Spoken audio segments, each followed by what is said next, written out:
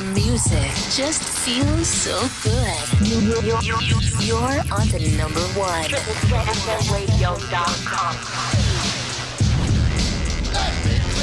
You are listening to Triple Threat FM Radio on the Zeno Radio app or triplethreatfmradio.com. And right now I have the amazingly talented singer-songwriter, Caro Miller. Caro, how are you? What's up? I'm doing great. Thank you for having me.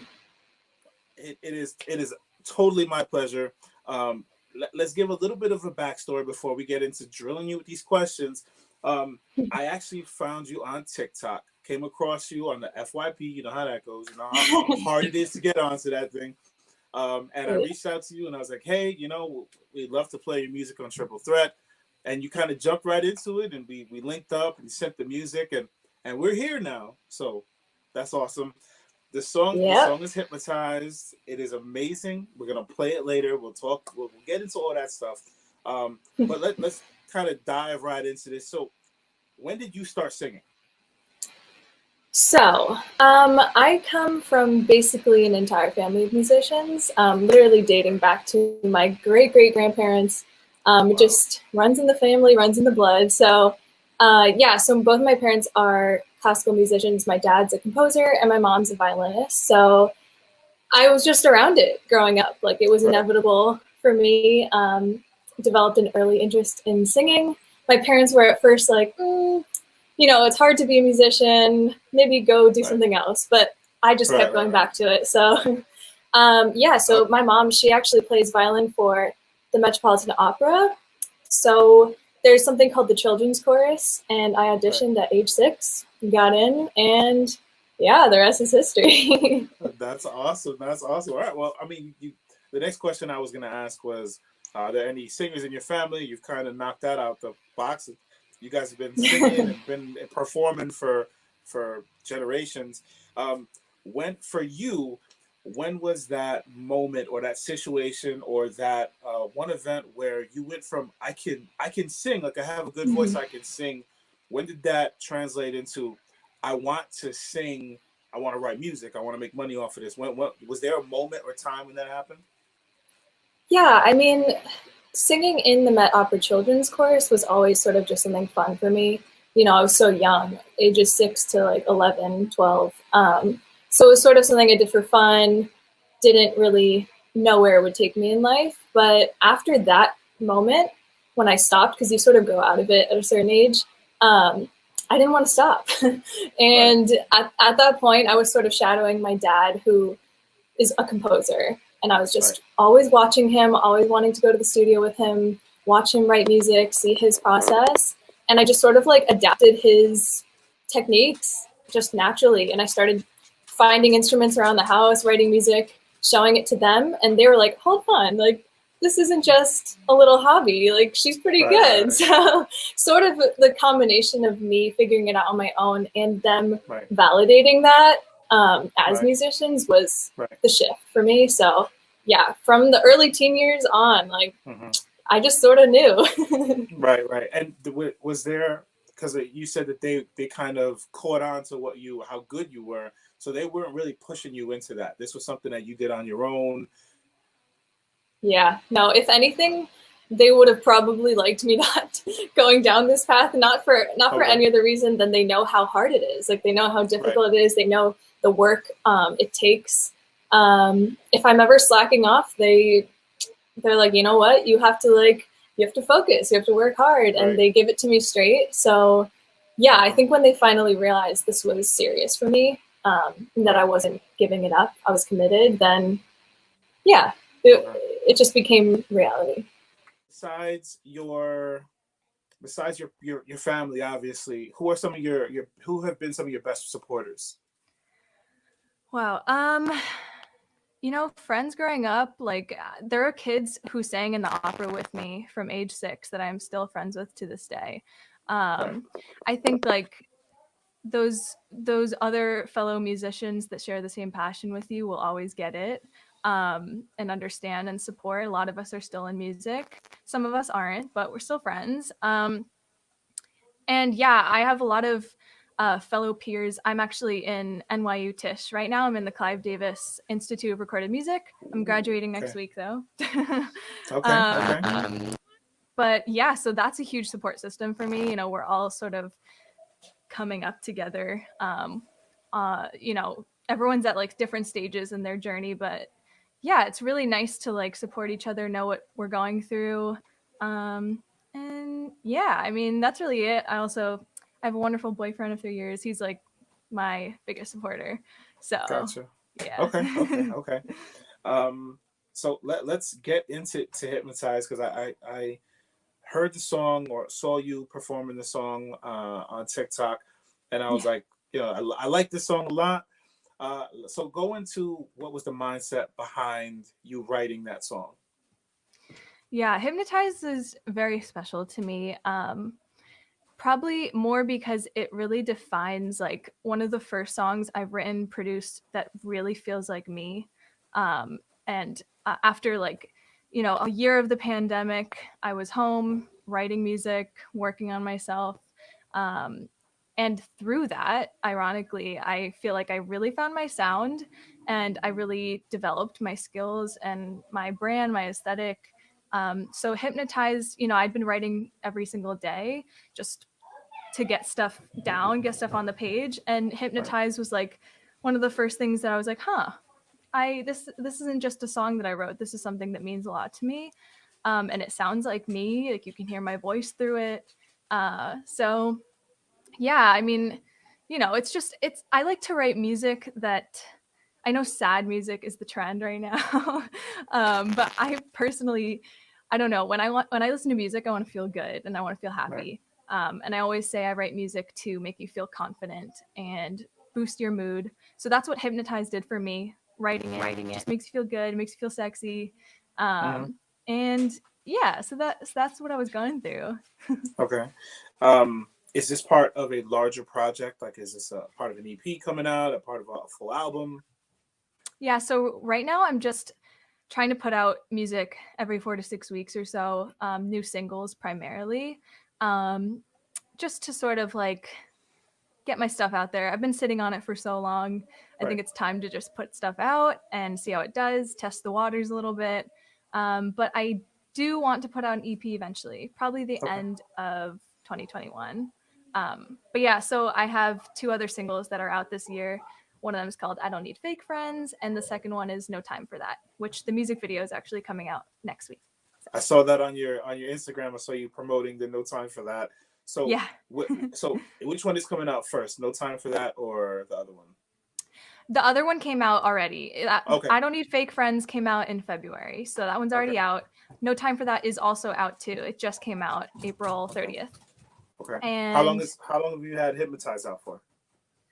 January 22nd. Gotcha. Okay. Yeah. All right. So growing up, who has been like some of your biggest musical influences? Like somebody you kind of I don't know, encouraged you with the type of sound that you have, the type of music you have. Are there any musical influences that you've had growing up? Yeah, for sure. I mean, some of them are all over the place, but I would say vocally and stylistically, one comparison I get a lot is Ariana Grande. I'm a huge fan of her, and you know, we share some of the same influences as well. Like she learned a lot from all the pop divas, Mariah, Whitney Houston, Christina, all of them. So that's definitely sort of the same vibe I'm going for vocally. And then songwriting wise, 2 of my like biggest inspirations ever are Imogen Heap and Jacob Collier. I love the way that they both, one, use the voice as an instrument in their harmony, which I tend to do as well. And just they're always pushing the boundaries. They're always doing something different and surprising you. And that's that's what really inspired me growing up. But yeah. Okay. If you were putting on your own tour, like your own worldwide tour, give me 2 or 3 other artists that have to be on that tour with you. Wow. Someone who I think is maybe not the same style of music particularly, but she's killing it. Olivia O'Brien, I think she's awesome.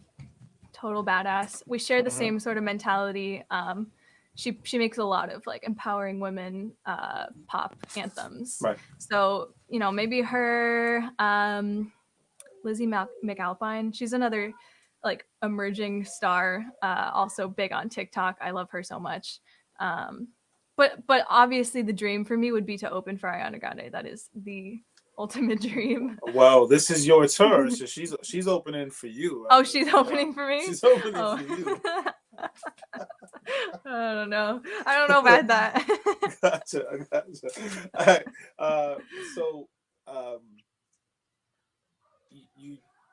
So you have Hypnotized, the one coming out in a few weeks. That's the one that you have the video for, right? So no time for that. The song just came out. It's already out. The music video is coming early next week. Okay. Yeah. An artist that you would love to remix that song with. Ooh. Throw on some curveballs here. Some curveballs. You know, this song in particular is a big, almost like disco dance track combined with just classic pop. Right. And someone who's really doing that right now is Dua Lipa, and I think she would sound amazing on it. I've gotten, you know, subtle comparisons to her as well. That would be sick. She would do great. Listen, I definitely want to hear that. That would sound yeah. That sounds sick. All right. Shout outs to anybody you want to shout out, and then let's go down your social media. Let's make sure that anybody who is listening right now knows how to contact you, listen, stream, view, all your stuff. So shout outs and social media. Go ahead. I mean, obviously, shout out to my family and my parents. I literally learned everything I could possibly ever learn from them. My sister, she's actually the only one in our family who is not a musician. So shout out to her, though. She's like so supportive. And then, so you can follow me on TikTok. It's at Caro Miller Music. Instagram is _Caro Music.